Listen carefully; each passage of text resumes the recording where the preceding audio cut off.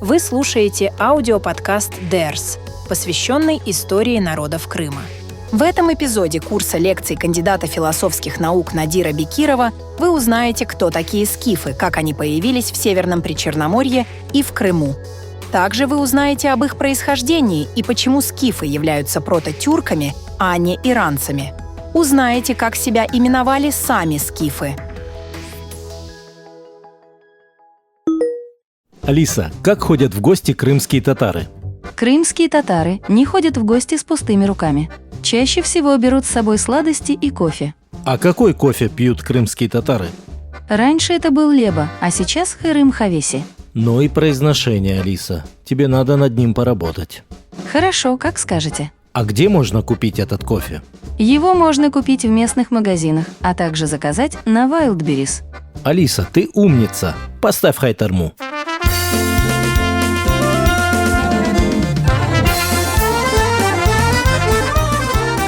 Алиса, Крым кавесы запомнила?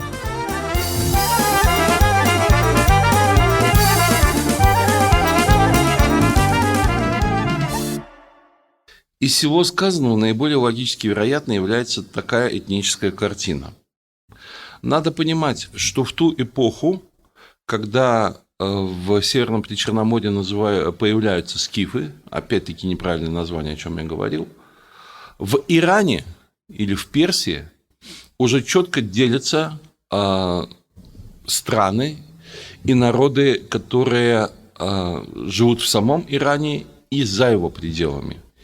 Именно в самом Иране, в Древней Персии, ну как древний, 5 век примерно до нашей эры, есть разделение на Иран, это вот бывшая Персия, название Персии, и то, что севернее Сырдари и Амудари, именно тогда уже называется Туран.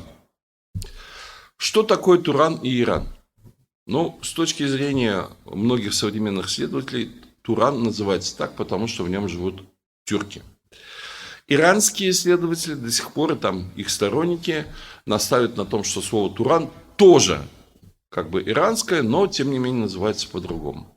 Сейчас я эту тему откладываю в сторону.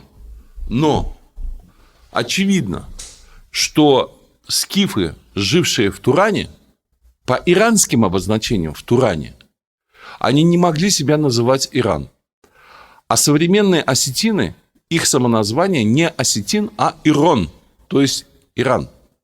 Скифы воевали с иранским царем Дарием или Шахом, победили в этой войне. И их потомки, нынешние, уж, конечно, ни в коем случае бы себя не называли Ирон, как делают осетины. Скифы могли себя называть как угодно, только не Ирон, потому что по иранским же обозначениям они жили в Туране. И если, будь они одноязыковые, они бы тоже использовали это слово, или уж во всяком случае не Ирон, который был именем их врагов. Кто же такие скифы? Безусловно, на тот период, по всем показателям, в том числе по языку, они более всего напоминают прототюрок. Почему я говорю прото? Потому что слово «тюрки», которое сегодня является обобщающим для большого количества народов, проживающих там от Балкан до Северного Ледовитого океана, например, якуты или долгане, оно в качестве такого обобщающего названия существовало не всегда. Первоначально это было конкретное племя, конкретный народ или союз племен, который появляется в Евразийских степях, вернее, не в Евразийских степях он появляется, а в каких-то источниках, которые о нем пишут, под именем именно тюрк. И это где-то примерно 5 век нашей эры, это где-то примерно эпоха гуннов.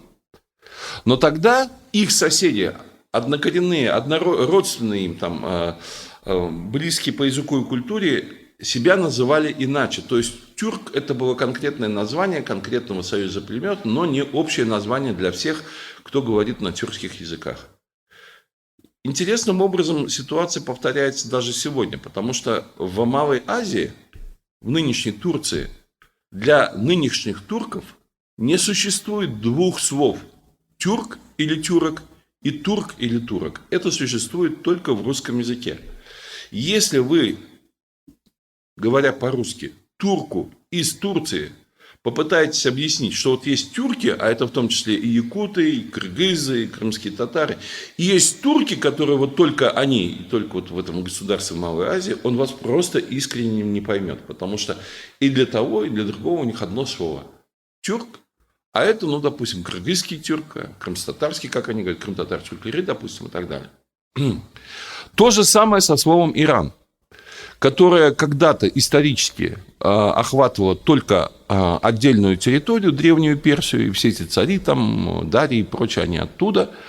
А позже стало толковаться расширительно для всех народов, чьи языки похожи на вот этот персидский там, или нынешний иранский язык, хотя на самом деле к Ирану как таковому они не имеют отношения, на его территории не жили никогда и так далее. Но осетинский народ себя называет Ирон, то есть он себя четко сам называет, не научная классификация, это самоназвание, то есть он себя идентифицирует с той территорией. Откуда же осетины появляются на Северном Кавказе, это отдельный интересный вопрос, но совершенно очевидно, что они появляются позже, пусть достаточно давно, но позже, и при других исторических условиях. Во всем остальном тоже преемственности между их культурой и культурой скифов, как она описана в древних источниках, не существует. А что же тогда было? Дело в том, что примерно за 5-6 тысяч лет до нашей эры вот эта территория, Северное Причерноморье, Приуралье, Западный Казахстан там, и Южный даже Казахстан, был заселен, ну, судя по историческим источникам, все в этом сходятся, ариями, которые себя Иран не называли.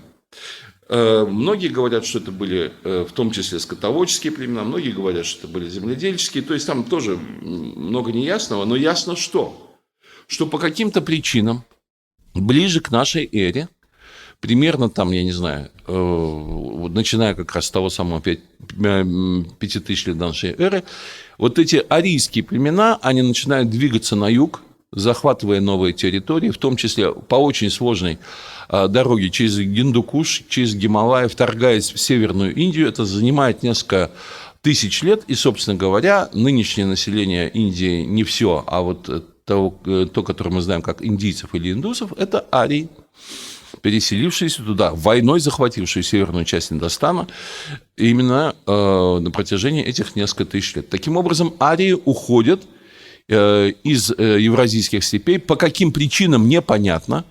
Потому что если думать, что их вытеснили силой оружия, ну как же так вытеснили силой оружия, когда они как раз силой оружия захватывают нынешний Иран и захватывают там, нынешний как бы Пакистан и Индию, половину континента. То есть, если они готовы идти в завоевательную войну, почему же там вдруг? Возможно, этому были климатические причины и так далее, но уже в первом тысячелетии до нашей эры на этой территории появляются то, что мы обозначаем как тюркские племена или прототюркские племена. Безусловно, как при любом уходе любого многочисленного народа или людей куда-то, какая-то часть остается.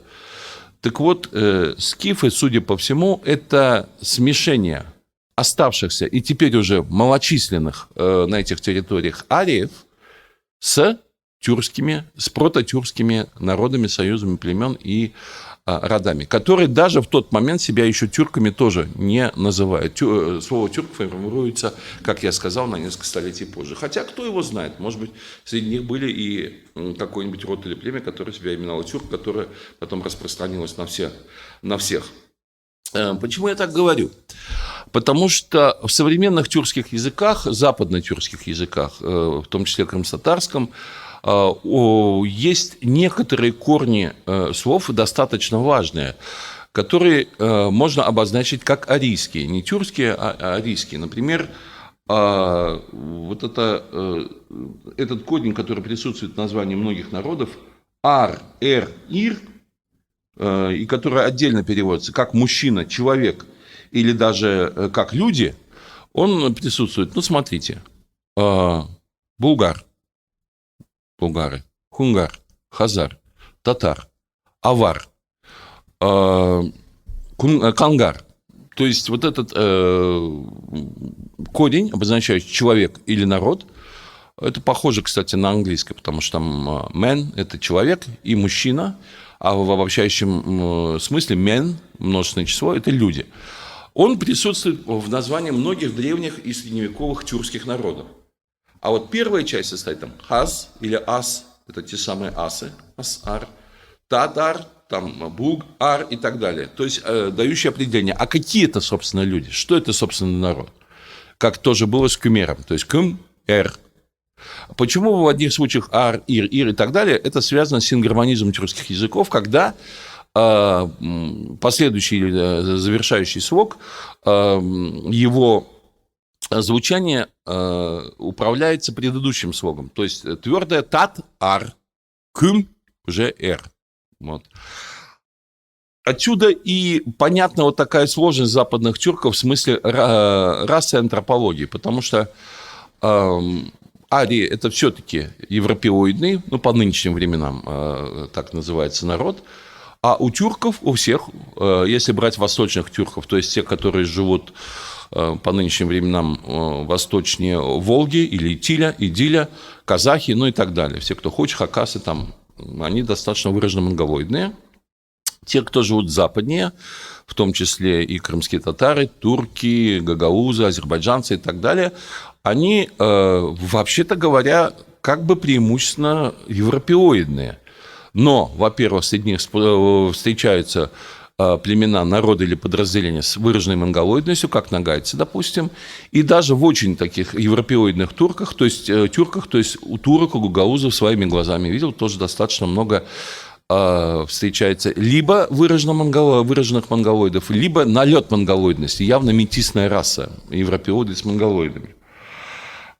Это же сказалось и на языке, потому что, допустим, обозначение днепровских порогов, как они известны из эллинских, из древних источников, они лучше всего объясняются, исходя из вот этого арийского языка, то, что сейчас называется индоевропейские, индоиранские языки, и очень плохо объясняется из славянских, из германских или немецких, и в чистом виде тюркских. Почему? Потому что вот в этом огромном новом массиве, который был тюркским по культуре, языку, антропологии, новым как бы этапом развития человечества вот в Евразии под решающим воздействием прототюрок, могли сохраниться какие-то роды, племена, в том числе и в какой-то и части, заселявшей и Северное Причерноморье, дать свои названия. Это точно так же, как существуют диалекты в больших других языках, и до сих пор говорят, что, допустим, северные немцы, южные немцы, баварцы не понимают друг друга, настолько сильно различаются их диалекты. Поэтому какие-то элементы вот этих дотюркских языков в языке скифов и в культуре скифов могли остаться. Однако доминирующая культура и доминирующее их поведение, способ жизни, значит, языки, они были уже, безусловно, тюркскими, говоря нынешним языком, или прототюркскими. Одним народом их, как много раз до этого было в истории, делает общее хозяйственное политическая задача. Помогают друг другу завоевать, освоить, а позднее удержать и защитить новые территории на западе европейских степей. Совместное проживание на этой территории, общие интересы и внутри скифское разделение труда на протяжении докрымского периода выковывает некую общескифскую культуру и этническую идентичность, впитавшую в себя науки скотоводов и земледельцев, арийцев и тюрков, или прототюрков, как кочевых, так и оседлых. При этом на этапе появления в Европе компонент тюркской культуры, кочевого скотоводства, особенно коневодства и всего, что с этим связано, получает общескифское значение, поскольку именно это позволяет эффективно завоевывать и осваивать новые степные пространства. В рамках скифского кочевого общества индоевропейцы также становятся доителями кобылиц и млекоедами, хотя, может быть, предки этим и не занимались, отрываясь в этом смысле от других индоевропейцев, в том числе кочевников, использующих лошадь как средство транспорта, но не как источник пищи.